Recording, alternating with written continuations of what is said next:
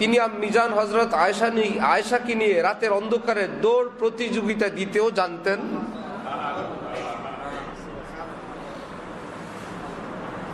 কারণ তিনি সর্বশ্রেষ্ঠ মানুষ ছিলেন। একটা হাড্ডি হযরত আয়েশা রেখে দিলেন, নবীজি সেটা বোন প্লেট থেকে উঠায় আবার চুষতেছেন। হযরত আয়েশা বললেন, কিছু তো নাই, আমি তো সব খেয়ে ফেলছি। নবীজি বললেন, কিছু নাই, তোমার মুখের লালাও কি নাই? আয়েশা, কমপক্ষে তোমার মুখের লালা তো আছে। মিজান হযরত আয়েশা বলেন, আমি পানি পান করে পাত্র রেখে দিলে নবীজি পানির পাত্রটা হাতে নিয়ে ঠিক সেই জায়গায় ঠোঁট লাগাইতেন যেখানে আমি ঠোঁট লাগাইছিলাম, আর আমাকে দেখাইতেন, দেখলা আয়েশা আমি কোথায় মুখ রাখি। নবীজির এই আমলটা, এই কর্মটা ছোট আমল ছিল না, বড় আমল ছিল। আমার আপনার নফল জিকির তসবিহ সেটা বড় না নবীজিরটা বড়? বোঝা গেল, আমরা যেটা বুঝি সেটা আমাদের অনেক কম বুঝি। আমরা মানুষ হওয়া বুঝি নাই, কিছু বুজুর্গকে আমরা নিজের জীবনের পুঁজি বানাইছি।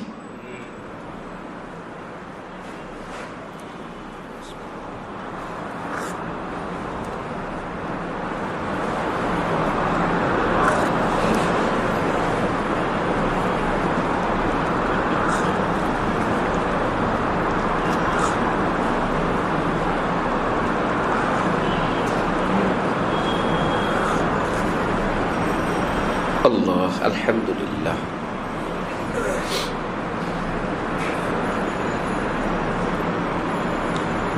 নবীজি যখন সফর থেকে ফিরতেন সরাসরি ঘরে যেতেন না।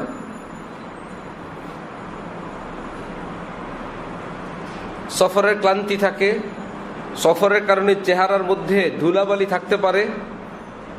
আগে মসজিদে আসবেন, মহল্লার মসজিদে উজু করবেন, 2 রাকাত পড়বেন, তাহলে নিজের সফরের ক্লান্তি, ময়লা আবর্জনা, অগুছানো ভাব সেটা শেষ। এই ফাঁকে আবার বাসায় খবর গেল হুজুর আসছে, সুবহানাল্লাহ। এবার বাসাওয়ালারাও প্রস্তুতি নিচ্ছে, তারাও প্রস্তুতি নেওয়ার সুযোগ পাইল যে আমাদের হুজুর আসবেন, আমরা একটু নিজেকে গুছাই, আমরা একটু নিজেকে পরিপাটি করি। তো এইবার স্বামীও পরিপাটি, স্ত্রীও পরিপাটি। এইবার সুন্দর পরিপাটির সাক্ষাৎটা কত সুন্দর, উভয়ের এই পরিপাটি সাক্ষাৎটা কত সুন্দর সাক্ষাৎ। তিনি আমাদেরকে এমন সুন্দর জীবন শিখাইছেন।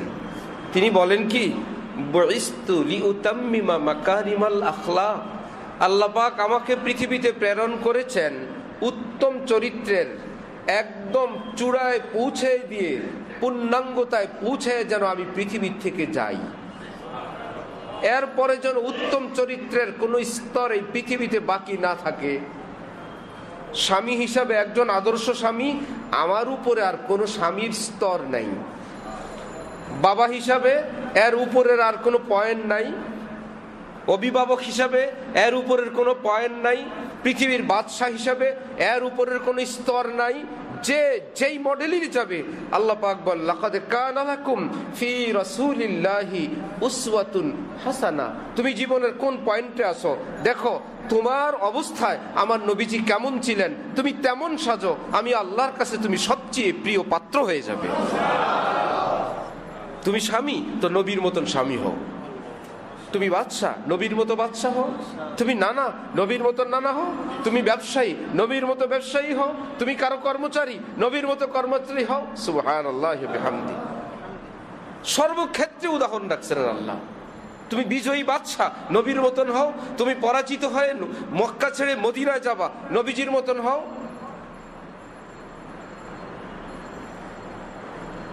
ইসলাহি মজলিসের শিরোনামে এখানে মজলিস হয় হযরত হাকিমুল উম্মত থানভীর সিলসিলার পরিচয়ে।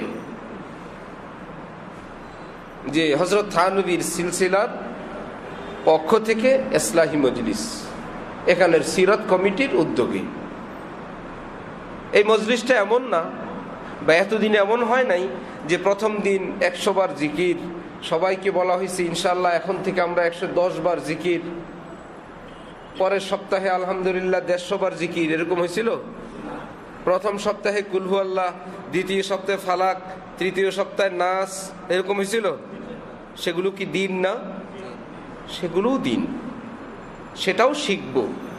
কিন্তু আলোচনা যেটা হয়, যেটা টার্গেট, সেটা হলো আমার মন, মনন, মাইন্ড, মনের গতিটা যদি আল্লাহমুখী হয়ে যায়, বাকিগুলো সে সব নিজেই ঠিক করবে যে ভাই আমার তো আল্লাহওয়ালা হওয়া দরকার।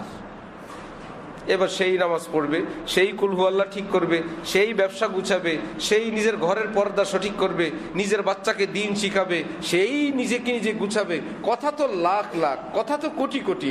হযরত থানভী বলতেন মাশায়েখে কেরাম জাহিরি আমালের প্রতি অতটা ফিকির করেন না, ইসলাহে বাতেন, মানুষের মনটা ঘুরায় দেওয়ার জন্য যত ফিকির করেন।